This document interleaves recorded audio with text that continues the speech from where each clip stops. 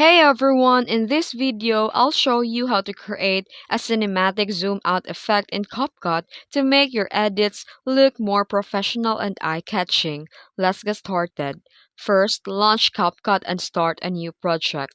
Here, import the video clip or photo that you want to apply the zoom out effect to.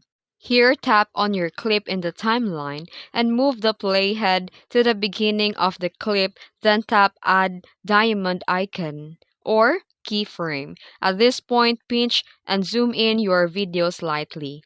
Now, move the playhead to the end of the clip and tap the diamond icon again to add another keyframe. This time, reset the clip to its normal size or zoom out even further for dramatic effect. CapCut will automatically animate between two keyframes, creating a smooth zoom out motion. You can also adjust the speed by moving the keyframes closer or farther apart. For cinematic feel, you can also add filters or transitions for more designs.